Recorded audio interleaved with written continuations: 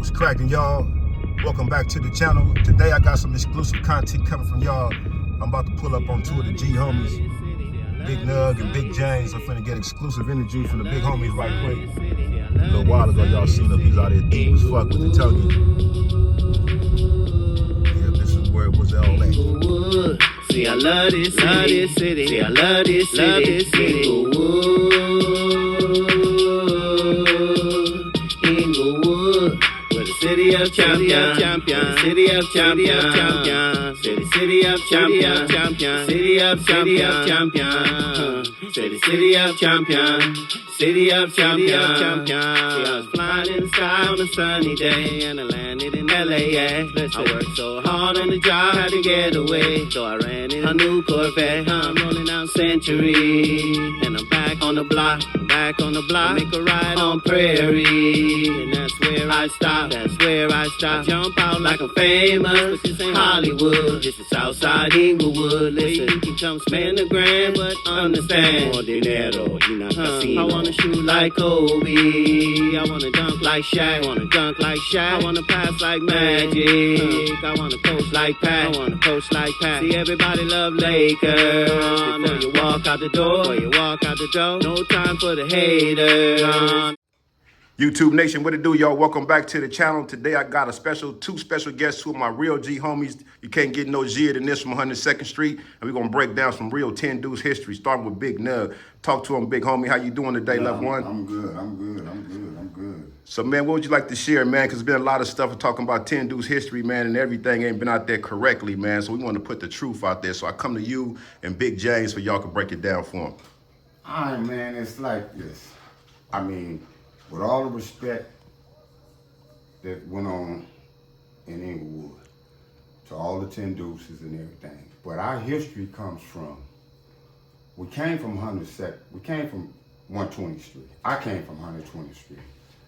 Angelo followed behind me. By 75, we was trying to fill ourselves over here in Inglewood. You know, we were surrounded by a lot of bloods. It wasn't a bunch of us. It was probably Mac James, Rubber Duck, the original Little Nugget, Lil James. It's probably like 6 of us, you know. And then we had few dudes that we associated with. You know, they called themselves the Dreadlock Hounds and the Hound Boys, you know, Gregory Blackwell and all them type of dudes. That didn't want to venture into the CRIP side of this street war that was going on. So by 77, we was really putting our foot in on where we was at, you know, and it was the Inglewood families was the major gang in Inglewood. We was few, but we were strong because we had to deal with it, and we had to build our character, our reputation off of strength and honor among us. So we had to fight most of the times at Joe LeBeau, Brawley Hud, you know, they see us, you know, because they was figuring, you know, we wasn't a part of their crew and we was against it. So, you know, we had a lot of fights with a lot of dudes that was probably my age now, you know, just kick back. But that's how 102nd Street was coming about. So once I went to YA, James continued to push it. And when he pushed it, you know, we was writing each other. You know, that's kind of sound crazy, but I used to write to James and Demetrius, you know, and they was always giving me play-by-play. Well, what's going on? And James was like, man, we recruiting, and, you know, Neckbone and T. T was called, original name was Crypto. Big T. You know, he was Crypto. And when I paroled in November of 1980, Angelo was at my mama's house. Me and him got on I ain't gonna never forget it. We got on the 117 and we coming down Century, and we got the Century and Crenshaw. 117 bus, that is, RTD. Yeah, bus, RTD. Yeah. We got the Century and Crenshaw, and some dudes got on the bus. And Lomax saw him, and Lomax was like, jumped up and was like, what that Raymond CRIP like? And I'm like, whoa, nigga, I ain't even out of YA like 3 hours. And he was like, man, the niggas seen us, and they jumped back off the bus, and the bus kept on going, because it was rough, tough, and dangerous then. Exactly. I mean, you got to be ready to get down, so I guess they thought we had something. So we get to Inglewood, and that's when I get on 102nd Street. James, No Good, the original No Brain, Darren, which was Bang, Big Bang. Big C, Big C, Lil C was around, Big T, because he was crypto at that time. Lil James. Lil James, it was a few. It wasn't that many of us. And then come around the 80, 81, you had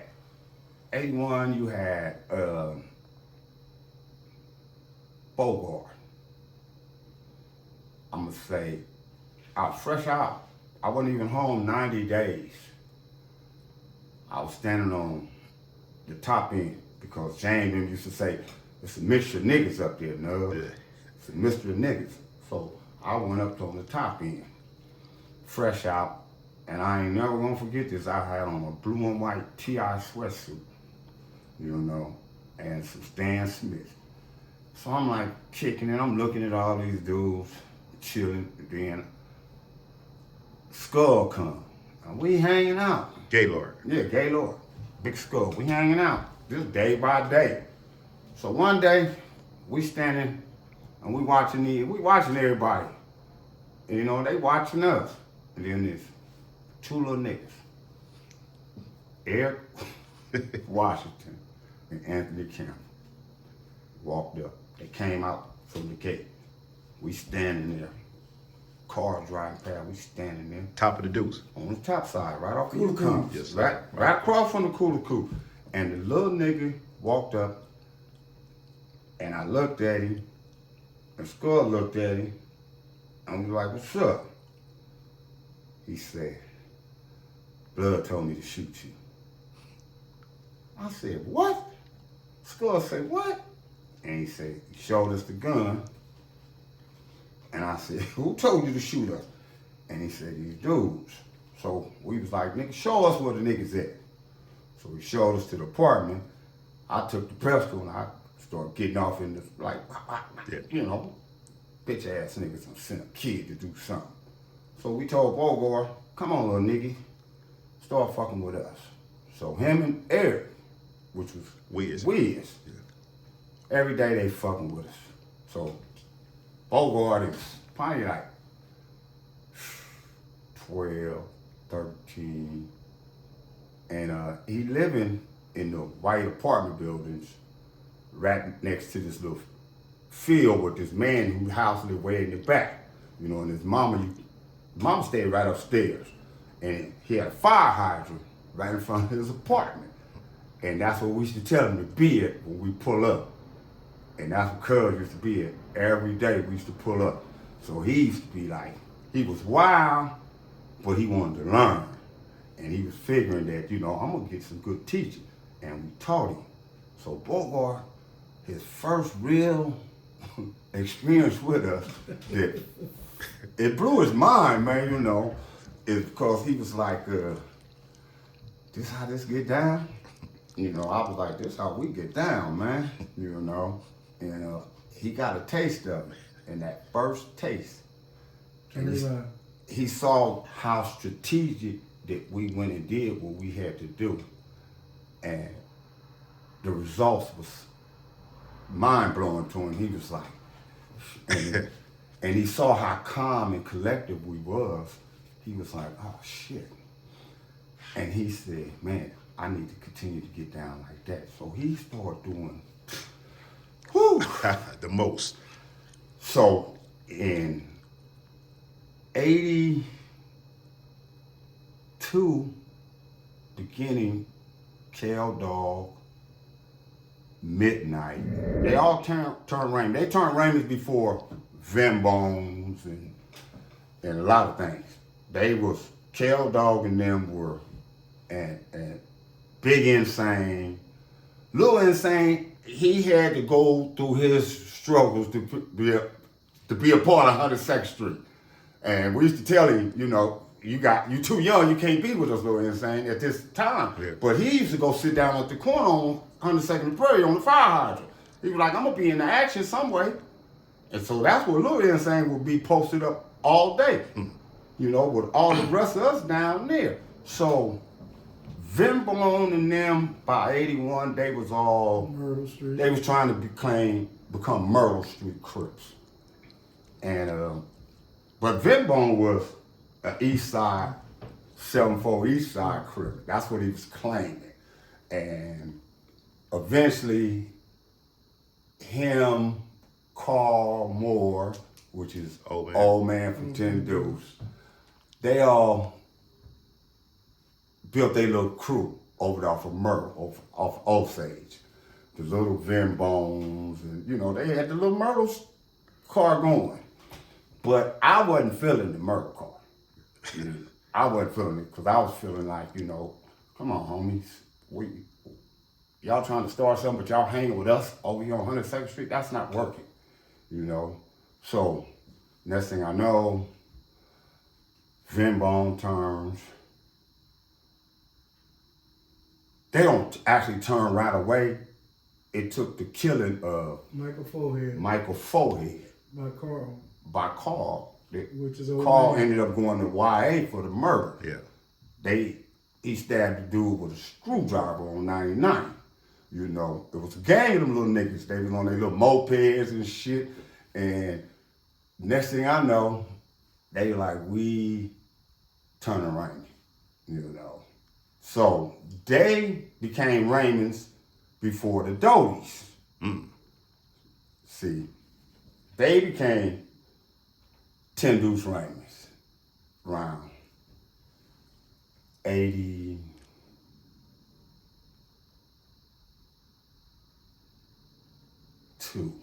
That's a Droop. Droopy, all of them, Dirty Red, everybody. That's when we had a crew, started building a crew. The Neck Bones, the No Goods, the Tongas was coming about, and that side of everything past the Century Drive-In was dangerous for you if you were red. Everything. All the way down. All the way, even at the Tropicana Bowling Alley, it was on. They had Jola Bowl, but if we decided we was going down there and we saw some red caps, it was a rumble. You know, eventually it might turn out to be gunplay. Needless to say, but by 83, right before Border Rock, right in the midst of Border Rock, when Border Rock got killed, and they put it on the Raymonds. And that night, I got shot. It happened March 17th, 1982. March 17th. I got shot on Butler and 117th by the Inglewood families. And that night, it was chaos. You know, I went to the hospital and whatever transpired. Bogart ended up going to YA on some kidnap charges, him and a few other Raymonds. Prior to him catching that case, he had just got into a car accident and lost all his teeth. One with him and Lil C. Him and Lil C in a stolen car. See, and at this time, we had a lot of Cubans around the hood. Banging them just was around, just came from Big Bang. Big Bang from Chicago. And it was a lot of Cubans. And I ended up going to prison, and next thing I know, when I came home, we had Cuban Raymonds. Yeah, some Cuban Raymonds over You there. was down on that end. Yeah, You that was Cuban- playing in the hood and you wasn't playing They had a nothing. Cuban Yeah. Raymond named Frank. Yeah, Frank. It was psychopath. I mean, just straight psychopath. He used to get on that damn ninja, that red and white ninja motorcycle, and like, I go to work. Fuck you going? And you know, and Cuban so Frank. by this time, before the Border Rock issue, the Deuces, we had to deal with the Deuces. And it wasn't no big conflict. It was just that we wasn't going for no other hood growing right here when we can all become one. You know, we trying to build all these different neighborhoods to fight the Bloods when it should just be one. Because eventually we're all gonna end up fighting each other the way it's gonna play out later on in life. So we should just be one. Which I was always on. CRIP should be just with Crips, man. Let's just be one big nation. So the Deuces came about, Andre, Big Skull Big Skull. from the Deuce. We only took a few. Now, because the rest of them wasn't built for it.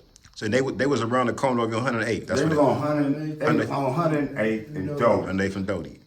And me and Skull went over there to get at Andre. You know. And his sister and them came outside and was like, no, y'all ain't coming over here to fight my brother, and whoop, whoop, whoop, whoop, whoop, whoop. And we were like, yeah, whatever. And eventually they having a party on 102nd and Prairie at the Big Red House. On the corner? On the corner, which was the homegirl Pee-wee. Who was Pep? Pep Pep stayed in the Cut. little bungalows on the side of the house. They call Pep. it cut. Pep, With the gay brother, right? yeah. The gay brother named Kenny? Yeah. But, no, that's Was a gay dude named Kenny stayed in the bungalows right there on Prairie. Next to the Red House. I thought that was Midnight Baby Mama's.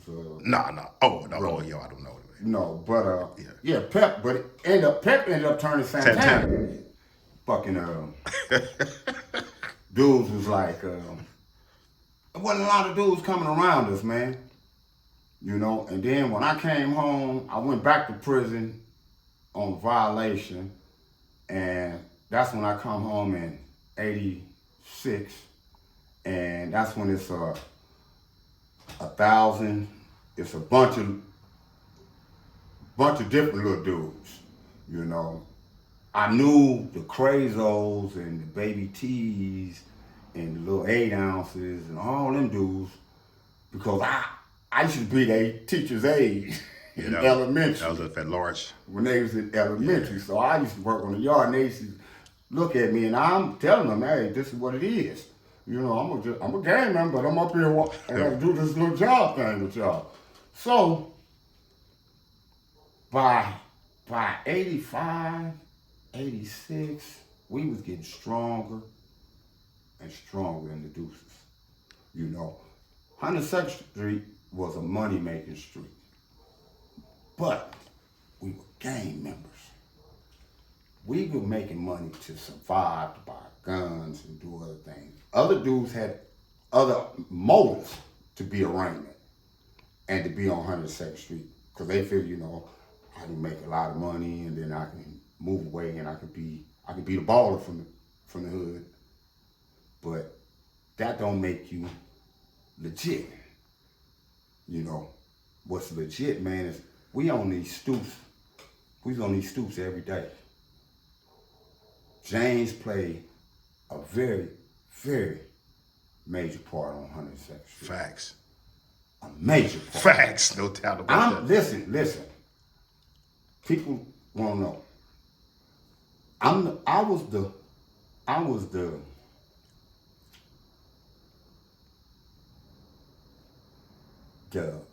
Michael, the thinker, and James was the planner for me sometimes because he would call me and say, no, we got to do this, man. Let's get this going. And that make me start thinking. You're right. Let's do this right this way. So once we put it together, people didn't realize it. We didn't lose a lot in our neighborhood, homie. People can go on social media and say, well, we killed off 10 Deuce Raymonds, we did this. That's not true. Not at all. That's not true. Here right now.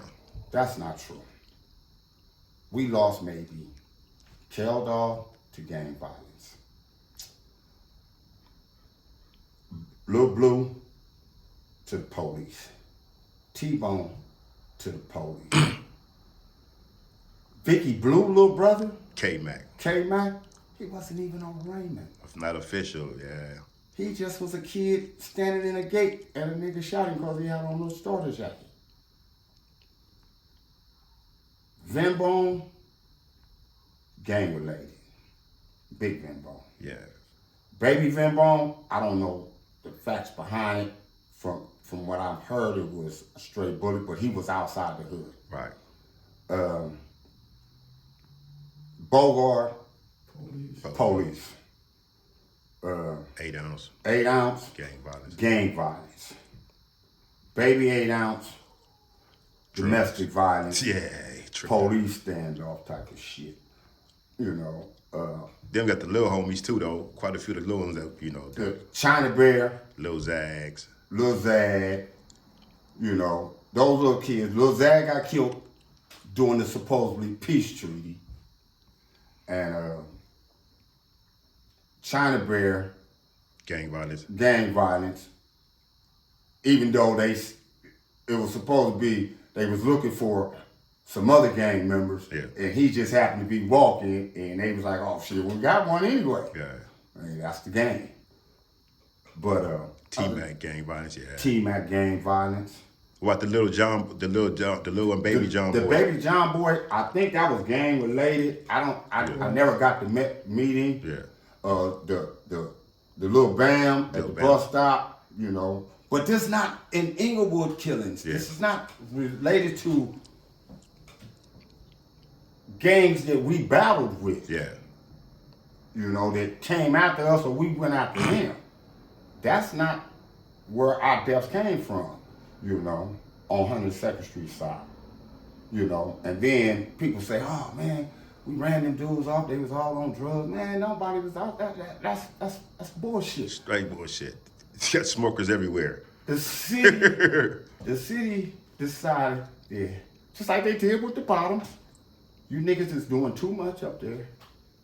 We got to get it, we got to rig it. Clearing the bottoms out. Everything around here. From Imperial all the way back. It's yeah, it's you all know, different. when I see dudes and, you know, they send me these clips of different dudes and saying, look, man, this is how they saying, okay, that's all fine. You know, but real gang members gonna tell you real facts. If you was out there and you was gang banging, you know, I'm telling you, we lost some battles. You know, we know who's the stalwart warriors that we go against. Denver Lane, they gonna give us a fight. Crenshaw Mafias, they gonna throw back. Inglewood families gonna definitely get back at you. But in the midst of all that, we still was standing, man. Trust me. We was still on 102nd Street, standing in front of Fort Apache. That's what we called the Trentons, Fort Apache, because we was ready, you know, and it was a thing in the 80s with the 10 Deuces. You had to have a pistol, man. You couldn't come around me and you didn't have no type of security on you, man. What's your purpose? You gonna sit over here and get shot up, you know? And the Mafias came on 102nd Street. They shot Terry Washington in the 80s, and they killed Lawrence. They killed this guy, Lawrence, innocent bystander. He was Sleep from A-Trade Gangsters, big brother.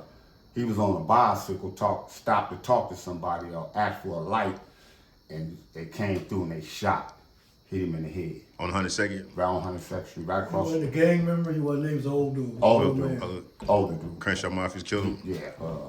So somebody killed him. Yeah, somebody. Yeah. Allegedly. Allegedly, yeah. Allegedly, but you know, it's during wartime, man.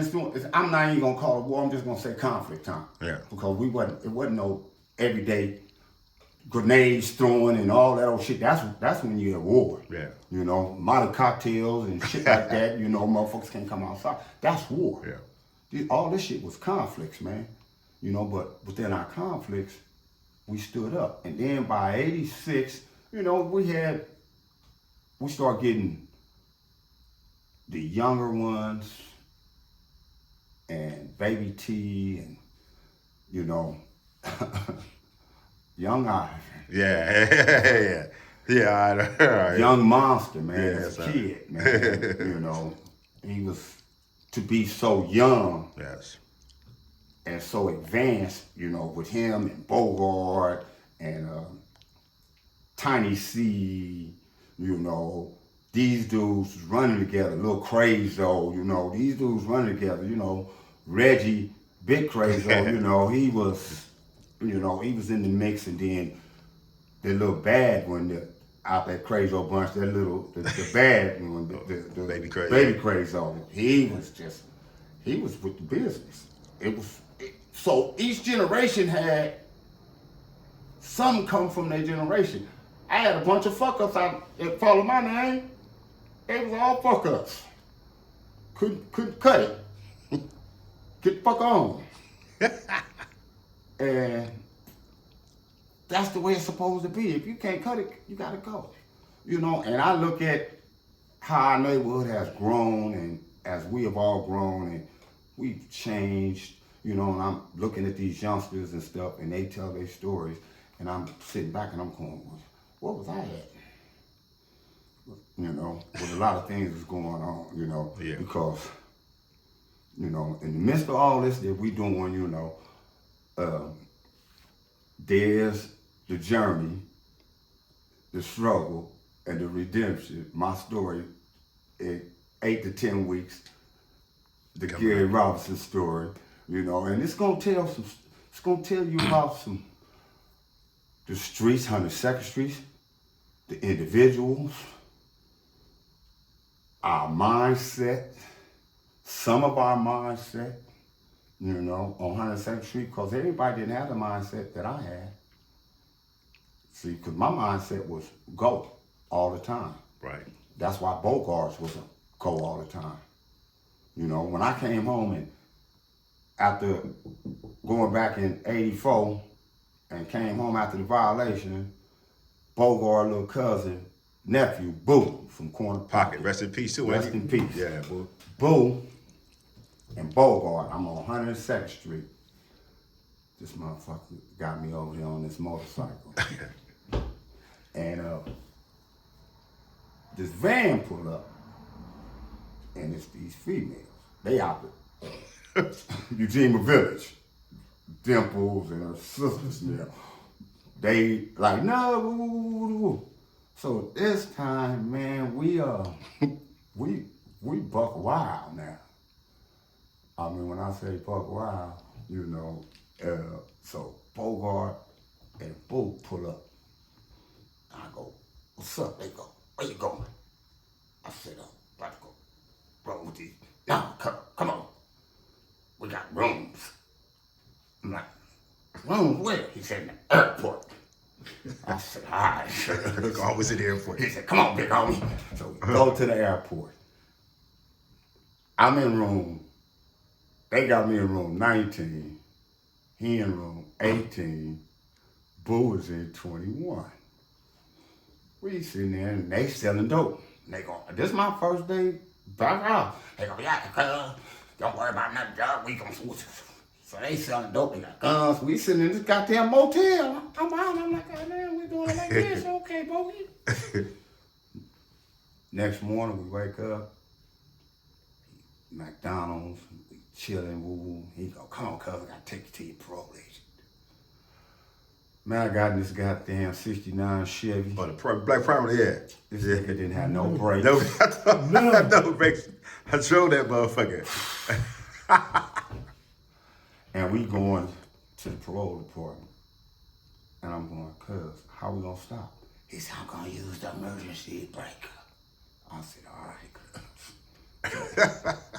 He ended up taking it to the white boy Chuck on Osage. White boy Chuck ended up fixing the brakes. The one that thought of painting the shit. So this is 85, Bogart is. He been out, him and his nephew, Boo, been over there selling dope. And he not even with Lisa Boo at this time. Lisa Boo is with Lil C at this time. So we kicking it. So Bogart goes to the east side to do something.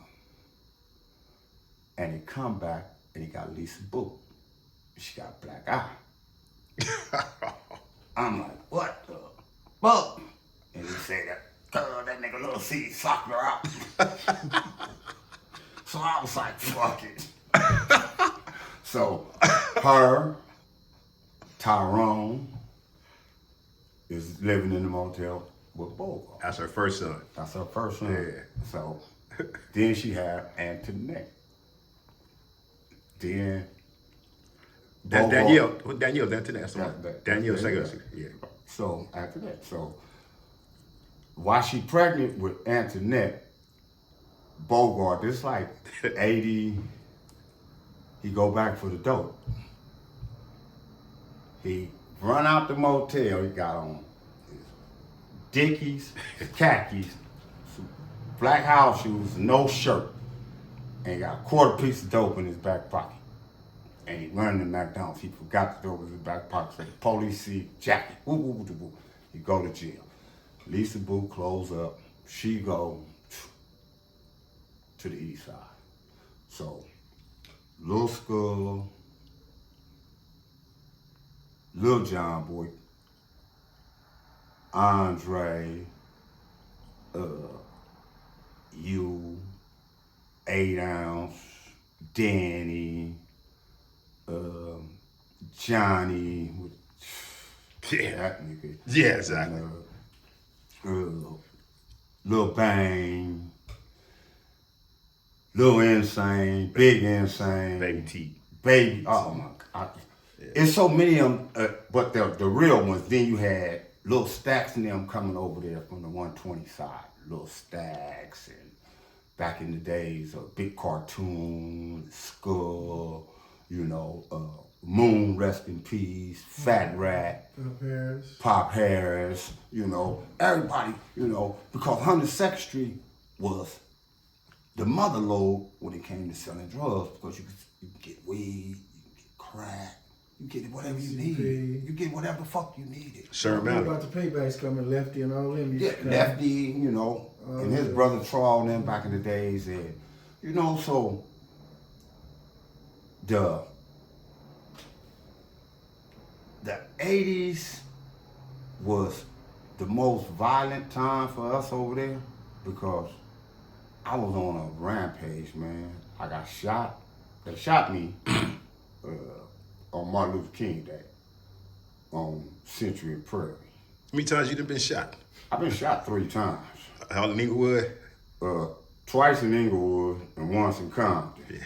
And no, once in LA, once in Inglewood, and once in Compton. Yeah. I've been shot at several times. In Inglewood, for sure. You know, but the Inglewood shooting was, we was on 102nd Street, and midnight, and Lil Benbow and them came. We was at Simon's house on Front Street, Watts.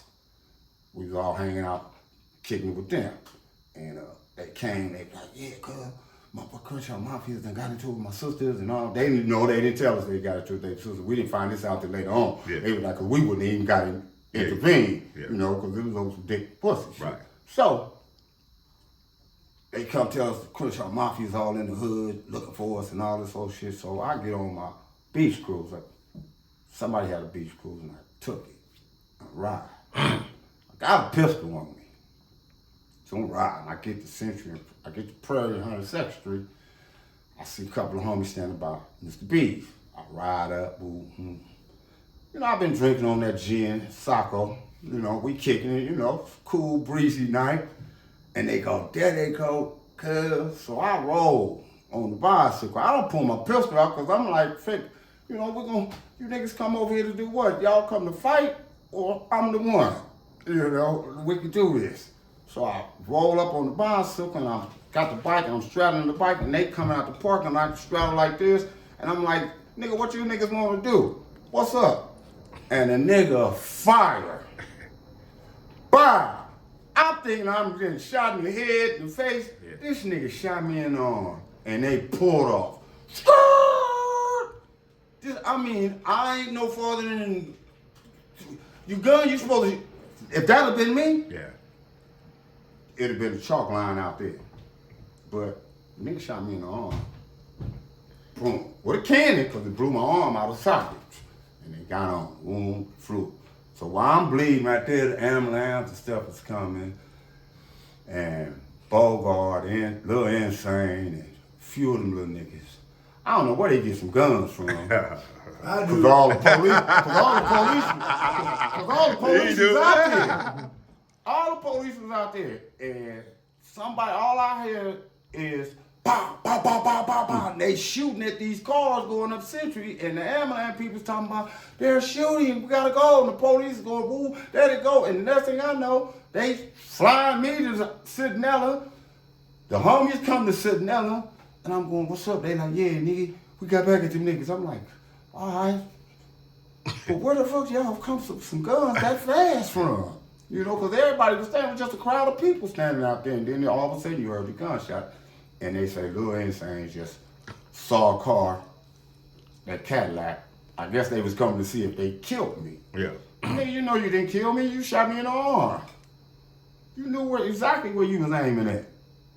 So, with that said, you know, it became a thing now with me. And it wasn't a day that we wasn't going to strategically go through there. Right. And find something. You know, we was smart about it. You know, we don't got no, RC's the only one did time for a gang-related murder. From Raymond. Over there.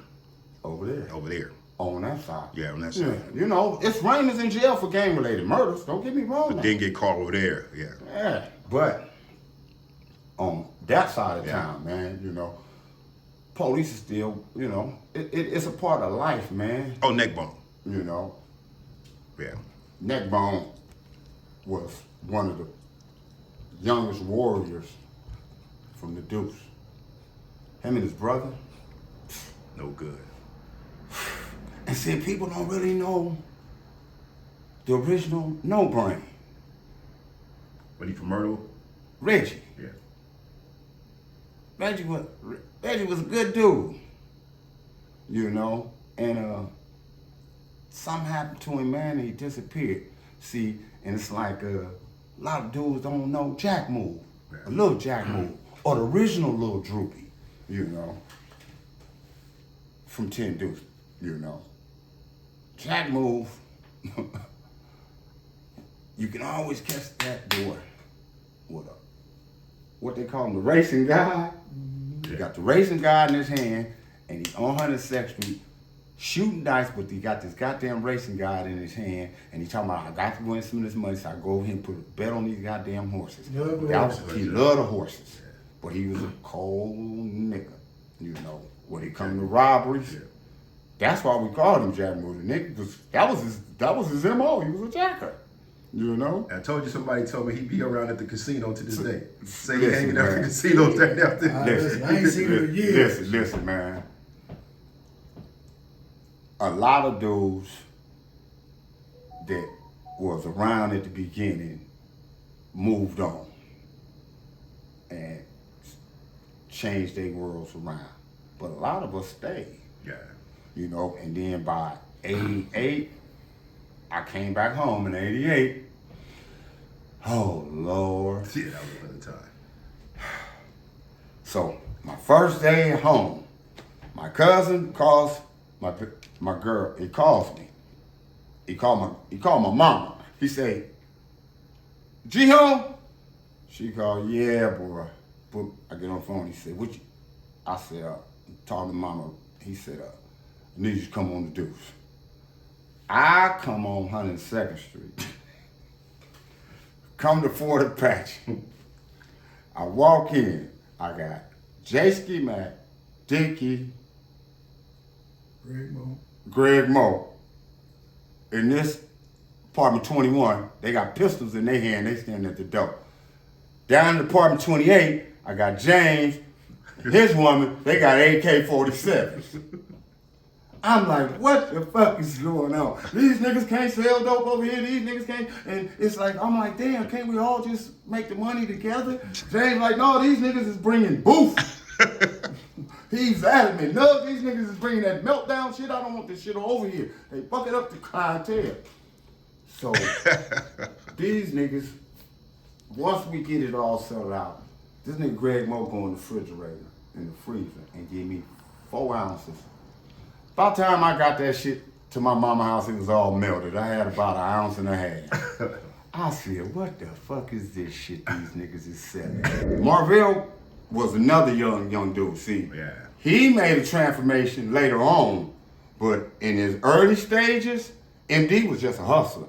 He used to have this little elite moped, and he used to have this little female on the back of it, and he was hustling and doing all this, and then when he was about 17, that's when he it was a new thing for MD. And he bought that white 77 sedan DeVille front and back. Yeah, that's Dickie bought it from him. That's when he was running with Kill Dog real tough. Yeah. That was MD's. Then Dickie bought it from MD. And then Dickie fixed it up. But at that time, my little brother, Shyster, was feeding us dope in the hood. Too, between Pissy and them. That's the original Lil Nug. Pissy. Yeah, that's the original Lil Nug, Pissy. And between them feeding the hood, see, you never knew.